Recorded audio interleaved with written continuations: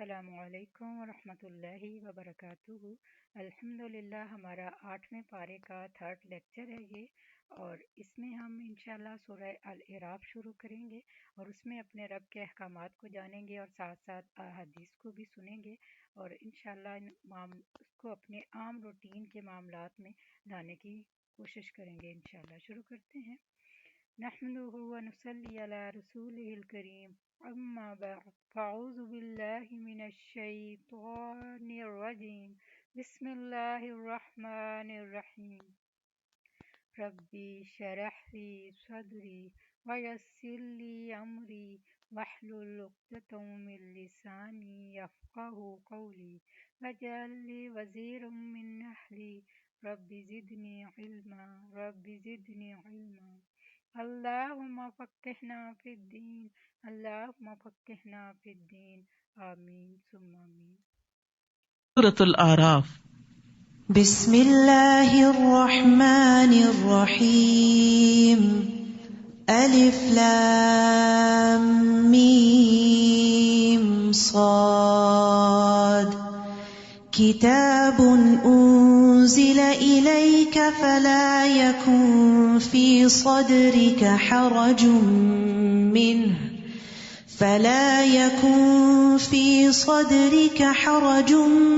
منه لتنذر به وذکری للمؤمنین، اتبعوا ما انزل الیکم من ربکم ولا تتبعوا من دونه اولیاء قلیلا ما تذکرون۔ الف لام میم صاد، یہ کتاب آپ کی طرف نازل کی گئی ہے، اس کی تبلیغ سے آپ کے دل میں گھٹن نہ ہونی چاہیے۔ کتاب اتارنے کی غرض کیا ہے؟ کہ آپ اس کے ذریعے سے لوگوں کو خبردار کریں اور یہ مومنوں کے لیے یاد دہانی کا کام دے۔ جو ایمان نہیں رکھتے ان کو خبردار کرنا، آگاہ کرنا کہ اللہ تعالیٰ کیا چاہتا ہے، اور جو مومن ہیں وہ قرآن کو بار بار کیوں سنیں، کیوں پڑھیں، تاکہ ان کو ریمائنڈر ہو، یاد دہانی ہو کہ ہمیں کیا کیا حکم دیے گئے ہیں۔ لوگوں، جو کچھ تمہاری طرف تمہارے رب کی طرف سے نازل کیا گیا ہے اس کی پیروی کرو، اس کے علاوہ دوسرے سرپرستوں کی پیروی نہ کرو، کم ہی تم نصیحت مانتے ہو۔ کتنی ہی بستیاں ہیں جنہیں ہم نے ہلاک کر دیا، ہمارا عذاب ان پر رات کے وقت آیا یا جب وہ دوپہر کو سو رہے تھے۔ یاد رکھیے، اللہ سے ہمیشہ عافیت مانگنی چاہیے، نہیں پتا سوتے جاگتے کس وقت کون سی بلا کہاں سے ٹپک پڑے۔ تو یہ عافیت کی دعا ہے، اللہم احفظنی من بین یدی ومن خلفی وعن یمینی وعن شمالی ومن فوقی واعوذ بعظمتک ان اغتال من تحتی، یہ پڑھتے رہنا چاہیے۔ اور پھر خصوصاً غفلت کے وقت جب لوگ غافل ہوں، رات کو آنکھ کھلے، اس وقت بھی اللہ سبحانہ تعالیٰ سے دعا کرنی چاہیے کہ اللہ تعالیٰ ہمارا انجام ہر چیز میں اچھا کرے۔ پھر جب ان پر عذاب آ گیا تو اس وقت ان کی پکار یہی تھی کہ بلا شبہ ہم ہی ظالم تھے۔ انہوں نے اپنی غلطی کا اعتراف کر لیا، لیکن اس وقت فائدہ کچھ نہیں۔ جن لوگوں کی طرف ہم نے رسول بھیجے تھے ہم ان سے بھی ضرور باز پرس کریں گے اور رسولوں سے بھی ضرور پوچھیں گے، یعنی قیامت کے دن ہر انسان سے سوال ہوگا۔ نبی صلی اللہ علیہ وسلم نے فرمایا، تم میں سے ہر شخص نگران ہے اور اس سے اس کی رعیت کے متعلق سوال کیا جائے گا، یعنی شوہر بھی، بیوی بھی، حتیٰ کہ غلام بھی۔ پھر ہم اپنے علم سے پوری حقیقت ان پر بیان کر دیں گے۔ آخر ہم اس وقت غائب تو نہ تھے۔ اس دن انصاف کے ساتھ اعمال کا وزن کیا جائے گا، جن کے پلڑے بھاری نکلے وہی فلاح پائیں گے۔ تو یاد رکھیے، میزان برحق ہے، والوزن یومئذ الحق، اس دن اعمال تولے جائیں گے۔ اور بعض روایات میں آتا ہے کہ انسان تولے جائیں گے، اور بعض میں اعمال نامے تولے جائیں گے، اور بعض میں یہ کہ اعمال شکل اختیار کریں گے، جسم بن جائیں گے، اور جیسے ایک لقمہ پہاڑ برابر ہو جائے گا تو وہ پہاڑ رکھ دیا جائے گا میزان کے اندر، اور وہ میزان اتنا بڑا ہے کہ جس میں زمین و آسمان رکھے جا سکتے ہیں۔ نبی صلی اللہ علیہ وسلم نے فرمایا قیامت کے دن بڑے بڑے ترازو رکھے جائیں گے، پس اگر اس میں آسمانوں اور زمین کا وزن کرنا چاہیں تو میزان کی وسعت اس سے زیادہ ہوگی۔ فرشتے پوچھیں گے یہ ترازو کس کے لیے وزن کرے گا، اتنا بڑا ترازو یہ کس کے لیے؟ تو اللہ تعالیٰ فرمائیں گے میں اپنی خلقت میں سے جس کے لیے چاہوں گا۔ تو فرشتے کہیں گے سبحانک ما عبدناک حق عبادتک، اے اللہ تو پاک ہے، ہم تیری عبادت ویسی نہ کر سکے جیسا کہ کرنے کا حق۔ یعنی اگر آپ پہاڑوں جتنی، زمین آسمانوں جتنی نیکیاں کر لیں تو ان کو تولنے کے لیے بھی میزان موجود ہے، لیکن پتہ نہیں ہمارے اس پلڑے میں کتنے ہوں گے، کیا ہوگا، کہ اس زندگی کا کتنا حصہ اللہ کی اطاعت میں ہے اور کتنا نافرمانی میں، اور جن کے پلڑے ہلکے ہوئے یعنی نیکی والے پلڑے۔ تو یہی لوگ ہیں جنہوں نے اپنے آپ کو خسارے میں ڈالا، کیونکہ وہ ہماری آیتوں کے ساتھ ظلم کیا کرتے تھے، یعنی ان کو ان کا حق نہیں دیتے تھے۔ ہم نے تمہیں زمین میں اختیار دیا اور تمہارے لیے سامان زیست بنایا، مگر تم لوگ کم ہی شکر ادا کرتے ہو۔ اللہ نے بنی آدم کو زمین میں چھوڑ دیا اور ہر طرح کی نعمتیں دی، لیکن انسان نعمتیں استعمال کرتا جاتا ہے مگر اللہ کو بھول جاتا ہے۔ اور افسوس یہ جتنی نعمتیں زیادہ ہوتی ہیں اتنی غفلت بڑھتی ہے، اتنی اللہ سے دوری زیادہ ہو جاتی ہے۔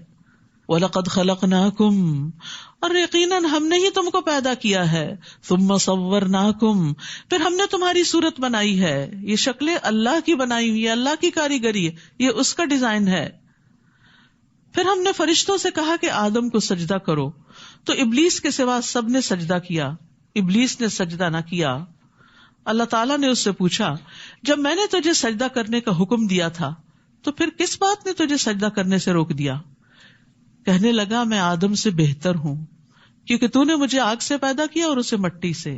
تکبر کا شکار ہو گیا، اور یہ بھی اپنی عقل سے ہی اس نے فیصلہ کر لیا، یعنی بڑا چھوٹا ہونے کا۔ اللہ تعالیٰ نے فرمایا نیچے اتر یہاں سے، تیرا حق نہ تھا کہ تو یہاں تکبر کرتا، لہٰذا نکل جا۔ تو ان لوگوں میں سے ہو گیا جنہیں چھوٹا ہی بن کر رہنا ہے، یعنی اپنے آپ کو بڑا سمجھنے والے بڑے نہیں ہوا کرتے، بڑا وہ ہے جو اللہ کی نگاہ میں بڑا ہے۔ کہنے لگا اچھا پھر مجھے روز محشر تک مہلت دے دے، یعنی مجھے زندگی دے دے۔ تو ابلیس اس وقت سے مرا نہیں، قیامت تک اس کو زندگی ہی زندگی ملی ہوئی ہے بہکانے کے لیے۔ اللہ تعالیٰ نے فرمایا تجھے یہ مہلت دے دی جاتی ہے۔ تو اب دیکھیے ابلیس کی دعا قبول ہو گئی ہے۔ تو کتنے بھی ہم گناہ گار ہوں کبھی بھی نہیں سوچنا چاہیے کہ میری پتہ نہیں سنی جائے گی کہ نہیں۔ ابلیس نے کہا تو نے مجھے گمراہی میں مبتلا کیا، نعوذ باللہ، اللہ کو الزام دیا، تو اب میں بھی تیری سیدھی راہ پر گھات لگا کے بیٹھوں گا۔ یاد رکھیے اسلام کے ہر راستے پر شیطان بیٹھتا ہے۔ جب کوئی شخص مسلمان ہونے لگتا ہے تو اسے کہتا ہے کیا تم اپنے آباء و اجداد کے دین کو چھوڑ دو گے؟ ابن آدم اس کی بات نہیں مانتا، اسلام قبول کر لیتا ہے۔ پھر وہ ہجرت کے راستے پہ بیٹھ جاتا ہے تو کہتا ہے کہ تم اپنے آبائی علاقے کو چھوڑ دو گے، لیکن وہ اس کی بات نہیں مانتا، ہجرت کر جاتا ہے۔ پھر وہ جہاد کے راستے پہ بیٹھ جاتا ہے، کہتا ہے کیا تم جہاد کرنے جا رہے ہو؟ یہ تو نفس اور مال کے بارے میں مشقت میں پڑنا ہے، تم لڑو گے تو قتل کر دیے جاؤ گے، تمہاری بیوی سے نکاح کر لیا جائے گا، تمہارا مال تقسیم کر لیا جائے گا، لیکن اس کی بات نہیں مانتا اور وہ جہاد کرتا ہے۔ پھر رسول اللہ صلی اللہ علیہ وسلم نے فرمایا جس نے شیطان کے ساتھ ایسا کیا تو اللہ عز و جل پہ حق ہے کہ وہ اسے جنت میں داخل کرے، اور جو قتل کیا گیا تو اللہ عز و جل پہ حق ہے کہ وہ اسے جنت میں داخل کرے۔ تو یہ بڑے بڑے اعمال کی مثال دے کے ہمیں بتا دیا گیا کہ انسان مسلمان ہو بھی جاتا ہے تب بھی وہ ہر رستے پہ بیٹھتا ہے۔ ہر نیکی کا کام جب آپ کرنے لگتے ہیں تو وہ ضرور دل میں وسوسے ڈالتا ہے اور پیچھے ہٹاتا ہے۔ ثم لآتینہم من بین ایدیہم، کیا طریقہ کار ہے اس کا؟ پھر انسانوں کو آگے سے، پیچھے سے، دائیں سے، بائیں سے، ہر طرف سے گھیروں گا، بہکاؤں گا انہیں اور اپنی راہ پہ ڈال دوں گا، یعنی نافرمانی کی راہ پہ، اور تو ان میں سے اکثر کو شکر گزار نہ پائے گا۔ یاد رکھیے سارے غم و پریشانیوں کی بنیادی وجہ ناشکری ہے۔ نعمتیں نظر نہیں آتی، نعمتوں پر خوشی نہیں ہے، جو ملا ہے اس پہ راضی نہیں، جو ملا ہے اس کو دیکھتے ہی نہیں، اور جو ہاتھ سے چلا جاتا ہے صرف اس کے لیے رونا روتے رہتے ہیں۔ تو یہ شیطان کا سب سے بڑا ہتھ کنڈا اور وار ہے کہ وہ انسانوں کو شکر گزار نہیں ہونے دیتا۔ تو ابلیس دو راستے بھول گیا تھا، اوپر کا اور نیچے کا۔ تو ابن عباس کہتے ہیں اس نے یہ نہیں کہا کہ میں اوپر سے بھی آؤں گا، کیونکہ اسے علم ہے کہ ان کے اوپر اللہ ہے۔ تو ابلیس نے اپنے رب سے کہا عز و جل سے مجھے تیری عزت و جلال کی قسم، میں بنی آدم کو اس وقت تک گمراہ کروں گا جب تک ان کے جسم میں روح رہے گی. موت کے وقت بھی بہکاتا ہے.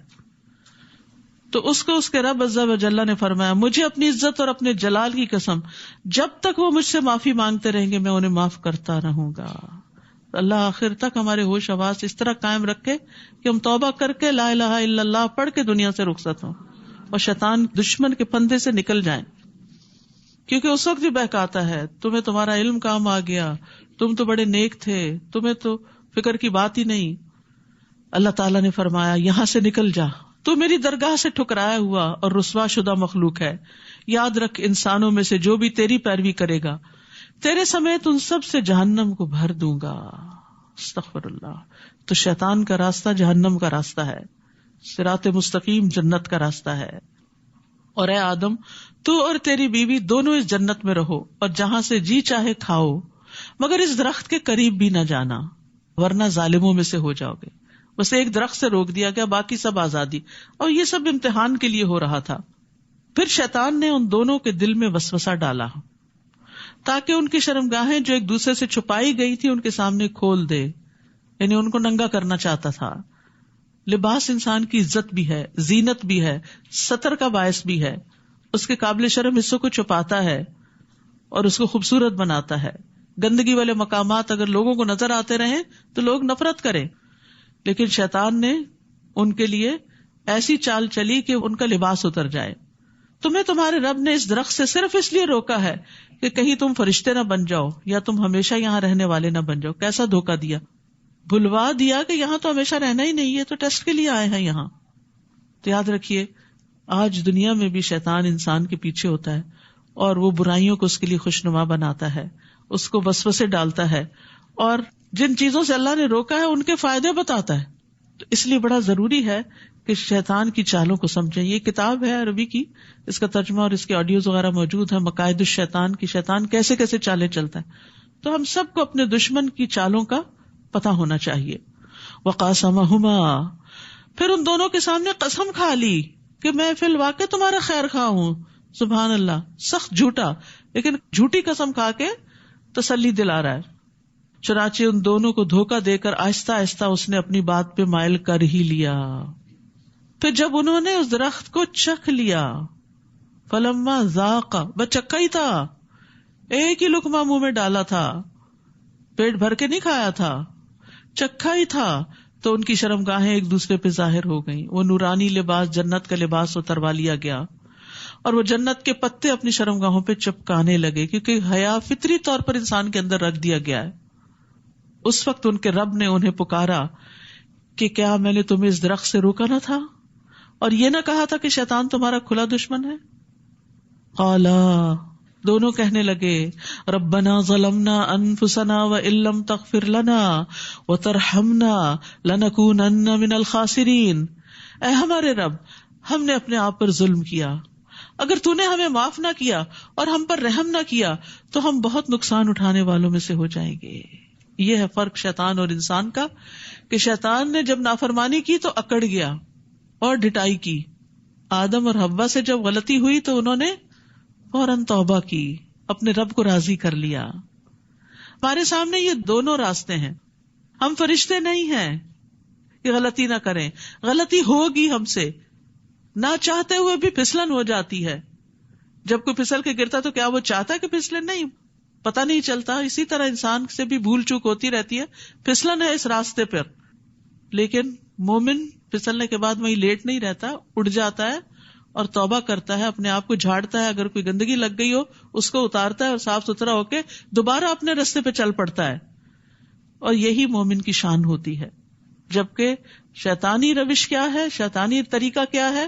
غلطی ہو جائے اکڑ جاؤ، تعویلیں دو، دوسرے کو بلیم کرو، جیسے شیطان نے کیا تھا کہ اللہ تعالیٰ کو بلیم کر رہا تھا. تو ہمیں سوچنا چاہیے کہ کسی بھی غلطی پر ہمارا رویہ کیا ہوتا ہے. دوسروں کو بلیم کر کر کے خوش رہتے ہیں اور اپنے آپ کو جسٹیفائی کرتے رہتے ہیں، یا اللہ سے معافی مانگ لیتے ہیں اور بندوں سے بھی سوری کر لیتے ہیں. ہم نے اپنے آپ پر ظلم کیا، اگر تو نے ہمیں معاف نہ کیا اور ہم پر رحم نہ کیا، یعنی معافی بھی چاہیے اور رحم بھی چاہیے، تو ہم بہت نقصان اٹھانے والوں میں سے ہو جائیں گے. فرمایا تم سب یہاں سے نکل جاؤ. تم ایک دوسرے کے دشمن ہو. اب تمہارے لیے زمین میں جائے قرار اور ایک مدت تک سامان زیست ہے. پھر فرمایا اسی زمین میں تم زندگی بسر کرو گے, اسی میں مرو گے, مریخ پہ نہیں جانا, اور اسی سے دوبارہ نکالے جاؤ گے. انسانوں کے لیے رہنے کی جگہ زمین ہی ہے. اے بنی آدم, ہم نے تم پر لباس نازل کیا جو تمہاری شرمگاہوں کو ڈھانپتا ہے اور زینت بھی ہے. لباس کے دو مقاصد بتا دیے گئے, ستر کو بھی ڈھانپتا ہے اور خوبصورتی بھی. اور لباس تو تقوی ہی کا بہتر ہے. وَلِبَاسُ التَّقْوَىٰ, یہ اللہ تعالیٰ کی نشانیوں میں سے ایک نشانی ہے. یعنی لباس اللہ کی نشانیوں میں سے ایک نشانی ہے. شاید لوگ کچھ سبق حاصل کریں. بخاری میں بڑا خوبصورت باب ہے کتاب اللباس, اس کو اگر پڑھا جائے تو پوری ہدایات ملتی ہیں کہ ہمیں کس قسم کا لباس پہننا چاہیے. آپ صلی اللہ علیہ وسلم کو سفید لباس پسند تھا, بہت قیمتی لباس پسند نہیں کرتے تھے. اے بنی آدم, ایسا نہ ہو کہ شیطان تمہیں فتنے میں مبتلا کر دے جیسے اس نے تمہارے والدین کو جنت سے نکلوا دیا تھا. خبردار کیا جا رہا ہے, وہ جو تمہارے والدین کا دشمن تھا وہ تمہارا بھی دشمن ہے. ان کو نکلوایا تھا کہیں تمہیں بھی جنت سے محروم نہ کرے. اور ان سے ان کے لباس اتروا دیے تھے تاکہ ان کی شرمگاہیں انہیں دکھلا دے. تو دنیا میں شیطان کو انسان پہ قابو پانے کا ایک بہت اچھا طریقہ کیا ہے کہ اس کو ننگا کر دیا جائے, یعنی ریویلنگ ڈریسز.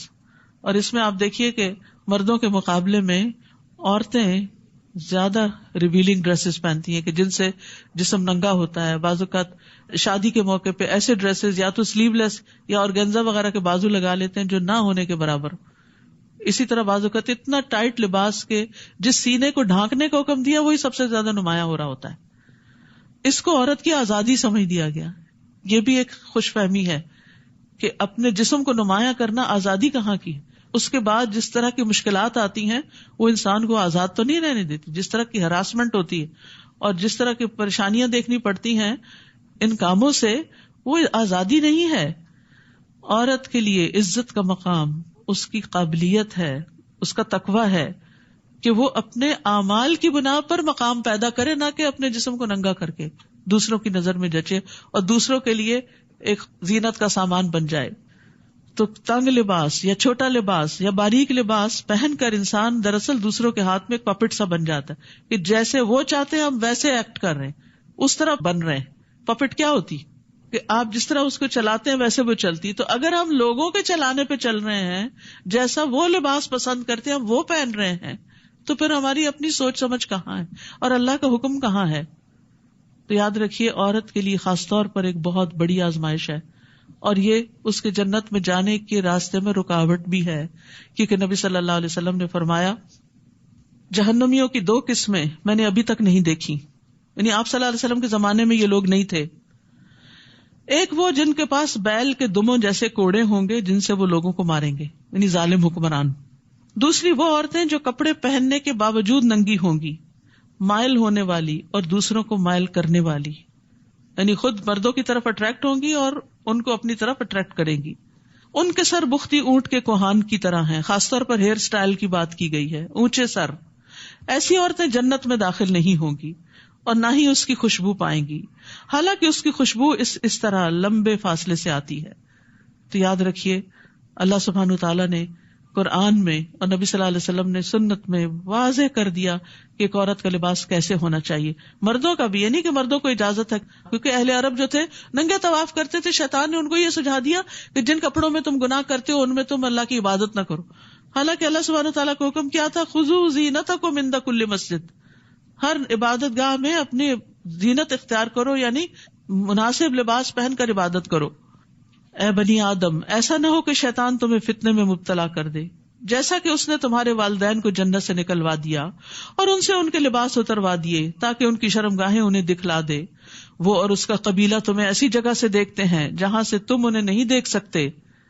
ہم نے شیطانوں کو ان لوگوں کا سرپرست بنا دیا ہے جو ایمان نہیں لاتے, یعنی وہ ان پر خوب مسلط رہتے ہیں. اور جب وہ کوئی شرمناک کام کرتے ہیں تو کہتے ہیں ہم نے اپنے باپ دادا کو اسی طریقے پر پایا, یعنی ننگے طواف کرنے وغیرہ کا طریقہ, اور اللہ نے ہمیں ایسا کرنے کا حکم دیا ہے, یعنی غلط بات کو اللہ کی طرف منسوب کرتے ہیں. تقویٰ کا خود ساختہ معیار. آپ ان سے کہیے کہ اللہ کبھی بے حیائی کا حکم نہیں دیتا. کیا تم اللہ کے ذمے ایسی باتیں لگاتے ہو جو تم جانتے نہیں؟ آپ کہہ دیجئے میرے رب نے تو انصاف کا حکم دیا ہے اور اس بات کا کہ ہر مسجد میں نماز کے وقت اپنی توجہ ٹھیک اسی کی طرف رکھو، یعنی عبادت خالصتاً اللہ کے لیے، اور پھر دین کو اسی کے لیے خالص کرتے ہوئے اس کو پکارو، جس طرح اس نے تمہیں پہلے پیدا کیا اسی طرح تم پھر دوبارہ پیدا کیے جاؤ گے۔ ایک فریق کو تو اس نے ہدایت دی اور دوسرے فریق پر گمراہی واجب ہو گئی، کیونکہ انہوں نے اللہ کو چھوڑ کر شیطانوں کو اپنا سرپرست بنا لیا تھا، پھر وہ یہ بھی سمجھ رہے ہیں کہ وہ سیدھی راہ پر ہیں۔ یعنی بہت سے لوگ اس دھوکے میں مبتلا ہیں، غلط کرتے ہوئے اپنے آپ کو جسٹیفائی کرتے ہیں اور اپنے آپ کو صحیح سمجھتے ہیں، اور اگر ان کو روکا جائے کہ ایسا نہ کرو تو وہ ان کو الٹا غلط قرار دیتے ہیں۔ اے بنی آدم، جب بھی کسی مسجد میں جاؤ تو آراستہ ہو کر جاؤ، صاف ستھرے آنا چاہیے عبادت گاہوں میں، کیونکہ اس سے اپنی عبادت بھی متاثر ہوتی ہے اور دوسرے کی بھی۔ جب انسان صاف ستھرا ہوتا ہے، اچھے لباس میں ہوتا ہے، تو پھر ایکٹیولی ورشپ کرتا ہے، یعنی اس کی عبادت میں ایک نشاط ہوتا ہے، ورنہ سستی کے مارے اور یون کر رہا ہے اور تھکا ہوا ہے اور تو دوسرے بھی ساتھ اس کے ویسے ہی ہو جاتے ہیں۔ اور کھاؤ پیو لیکن اسراف نہ کرو، کیونکہ اللہ اسراف کرنے والوں کو پسند نہیں کرتا۔ تو یہاں زینت کی بات جو کی گئی، زینت سے مراد اچھے کپڑے، مسواک اور خوشبو ہے، لیکن عورتوں کو مسجد میں خوشبو لگا کے آنے سے منع کیا گیا ہے تاکہ مردوں کی عبادت میں خلل نہ ہو، اٹریکٹ نہ ہو اس طرف۔ پھر اسی طرح جمعہ کے دن خاص طور پر ہر چیز کا اچھی طرح اہتمام کرنا، نہا کر آنا، اچھا لباس پہننا، مسواک کرنا، خوشبو لگانا، ناخن کاٹنا، بال تراشنے کی ضرورت ہے یا انڈر آرم انڈر لیگز وغیرہ صفائی کی ضرورت ہے تو وہ کر کے صاف ستھرے فریش ہو کر مسجد میں آنا، یہی اس حکم کا تقاضا ہے۔ رسول اللہ صلی اللہ علیہ وسلم نے فرمایا تم میں سے جب کوئی نماز پڑھے تو وہ 2 کپڑے پہن لیا کرے، کیونکہ اللہ اس بات کا حقدار ہے کہ اس کے لیے زینت اختیار کی جائے۔ آپ صلی اللہ علیہ وسلم نے یہ بھی فرمایا کہ تم میں سے کسی کے لیے حرج نہیں کہ اگر ممکن ہو تو جمعہ کے لیے اپنے کام کاج کے کپڑوں کے علاوہ 2 کپڑے اور بنا رکھے، یعنی اسپیشل ڈریس میں آؤ جو گھر میں نہ پہنو، کیونکہ ہوتا ہی ہے کہ کوکنگ کر رہے ہیں، ساری خوشبو کپڑوں میں گھس گئی اور اسی کے ساتھ مسجد آ گئے، اور خود بھی بیزار ہوئے اور دوسروں کو بھی کیا۔ وَكُلُوا وَاشْرَبُوا وَلَا تُسْرِفُوا إِنَّهُ لَا يُحِبُّ الْمُسْرِفِينَ، کھاؤ پیو لیکن اسراف نہ کرو، زیادہ ضرورت نہ کھاؤ۔ ڈاکٹرز کہتے ہیں کہ ساری طب اس آیت میں ہے، یعنی انسان اگر اعتدال سے کھاتا ہے تو بیمار نہیں پڑتا۔ بیماری ہوتی ہی بے اعتدالی کی وجہ سے، کبھی میٹھا زیادہ کھا لیا اور کبھی نمکین چیزیں زیادہ کھا لی، کبھی صرف ایک ہی طرح کی فوڈ کھا لی کہ وہ پسند ہے، جیسے بچے کرتے ہیں نا کہ اگر کھانے کے وقت ان کو آئس کریم کا بول دے دو تو کہیں گے ہمارا پیٹ بھر گیا، لیکن یہی اسراف ہے۔ ایک بیلنس ڈائٹ ہونی چاہیے۔ پھر طیب کھانا ہونا چاہیے، یعنی صاف ستھرا۔ نبی صلی اللہ علیہ وسلم نے فرمایا مرنے کے بعد سب سے پہلے انسان کے جسم میں اس کا پیٹ بدبودار ہوتا ہے، بس جو کوئی طاقت رکھتا ہو کہ پاک اور طیب کے سوا اور کچھ نہ کھائے تو اسے ایسا ہی کرنا چاہیے۔ پھر یہ کہ بہت پیٹ بھر کے نہیں کھانا چاہیے، سادہ غذا کھانی چاہیے۔ حضرت عائشہ کہتی ہیں کہ محمد صلی اللہ علیہ وسلم کے گھرانے نے اگر کبھی ایک دن میں 2 بار کھانا کھایا تو ضرور اس میں ایک وقت صرف کھجوریں ہوتی تھی، را فوڈ ہوتی تھی، ایک وقت بس پکا ہوا کھانا کھاتے تھے۔ اب آگے آ رہے ہیں نا روزے، تب آپ دیکھ سکتے ہیں کہ اپنے ٹائم کو، کیونکہ راتیں چھوٹی ہیں، کھانے کے اوقات تنگ ہیں، تو اس میں اچھا سا مینیو پلان کریں کہ جس میں اس آیت پر عمل ہو سکے۔ کہہ دیجئے اللہ نے اپنے بندوں کے لیے جو زینت اور کھانے کی پاکیزہ چیزیں پیدا کی انہیں حرام کس نے کیا؟ یعنی اللہ نے حرام نہیں کیا لیکن اعتدال کا حکم ضرور دیا ہے۔ آپ کہیے کہ یہ چیزیں دنیا کی زندگی میں ان لوگوں کے لیے ہیں جو ایمان لائے، یعنی ایمان والوں کے لیے اچھی چیز کھانا یا پہننا حرام نہیں ہے، اور قیامت کے دن تو خالصتاً انہی کے لیے ہوں گی۔ ہم اسی طرح اپنی آیات کو صاف صاف بیان کرتے ہیں ان لوگوں کے لیے جو علم رکھتے ہیں۔ قل انما حرم ربی الفواحش ما ظہر منها وما بطن والاثم والبغی بغیر الحق وان تشرکوا باللہ ما لم ينزل به سلطانا وان تقولوا علی اللہ ما لا تعلمون۔ آپ ان سے کہیے میرے رب نے جو چیزیں حرام کی ہیں وہ یہ ہیں: بے حیائی کے کام، خواہ ظاہر ہوں یا پوشیدہ، سامنے ہو یا چھپ کے، چاہے زنا ہو، چوری ہو، ڈاکہ ہو، کچھ بھی، اور گناہ کے کام، سارے گناہ کے کام منع ہیں اور ان کے بارے میں جاننا چاہیے کہ گناہ کس کو کہتے ہیں۔ اور ناحق زیادتی، یعنی کسی کو گالی دینا، کسی کا مال ہتھیا لینا، کسی کے ساتھ سرکشی کا رویہ اختیار کرنا، چھوٹی سی بات پہ بھڑک اٹھنا اور اتنا غصہ دوسرے پہ کرنا کہ اس کے ساتھ زیادتی ہو جائے. یعنی کسی کی بات کے جواب میں اگر کوئی چھوٹی سی بات کہہ دی تو بات برابر کی ہو گئی، لیکن اگر زیادہ کی تو وہ ظلم ہوگا، ناحق زیادتی ہوگی اور اس پر پوچھ ہوگی. اور یہ کہ تم اللہ کے شریک بناؤ جس کے لیے اس نے کوئی سند نہیں اتاری، اور یہ کہ تم اللہ کے ذمے ایسی باتیں لگا دو جن کا تمہیں علم نہیں. اسے سب سے بڑا جرم قرار دیا گیا. شرک کے بھی آگے اس کو رکھا گیا کہ اللہ کے ذمے ناحق باتیں لگانا کہ جو اللہ تعالیٰ کا حکم نہیں ہے، یہ کہنا کہ یہ اللہ نے فرمایا ہے. تو فواحش کی کئی قسمیں ہیں. کچھ کا تعلق ذہن سے ہے، سوچیں، فحش سوچیں. کچھ کا جسم کی حرکتوں سے ہے، جیسے زنا وغیرہ. کچھ فحش جو ہے وہ ایکشنز میں ہوتا ہے. آنکھ کا زنا دیکھنا ہے، یعنی گندی چیزیں، چاہے اسکرین پر ہو چاہے نیکڈ آئیز سے سامنے ہو. زبان کا زنا بولنا ہے، فحش گفتگو، گالی گلوچ وغیرہ. دل کا زنا یہ کہ وہ خواہش اور آرزو کرتا ہے، یعنی برے کام کی، برے فعل کی، زنا وغیرہ کی. پھر شرمگاہ اس سب کو سچا کرتی ہے یا اس کو جھٹلا دیتی ہے. اسی طرح تکبر، خود پسندی، ریا، نفاق، یہ بھی فحش چیزیں ہیں، یعنی حرام چیزیں ہیں جن کو دل میں رکھا جائے. پھر اسی طرح باتوں میں بےہودہ گوئی، فضول باتیں کرنا. مومن فحش گو نہیں ہوتا، تانے دینے والا نہیں ہوتا، لعنتیں کرنے والا نہیں ہوتا، گالی گلوچ کرنے والا نہیں ہوتا. عبداللہ بن مسعود کہتے ہیں کہ مومن کے اخلاق میں سے سب سے زیادہ قابل مذمت، قابل ملامت بےہودہ گوئی ہے، فحش گفتگو. تو ایسی گفتگو سے بھی توبہ کرنی چاہیے. سورۃ الاعراف. بسم اللہ. السلام علیکم ورحمۃ اللہ وبرکاتہ.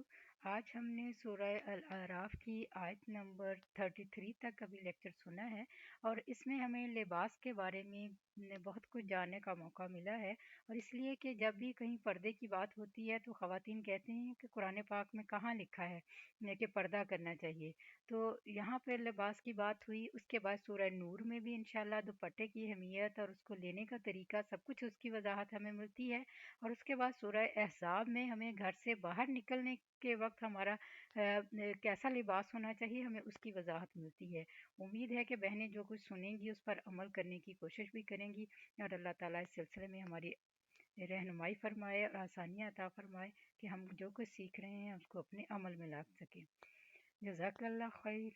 سبحانک اللہم و بحمدک، اشہد ان لا الہ الا انت، استغفرک و اتوب الیک. السلام علیکم ورحمۃ اللہ وبرکاتہ.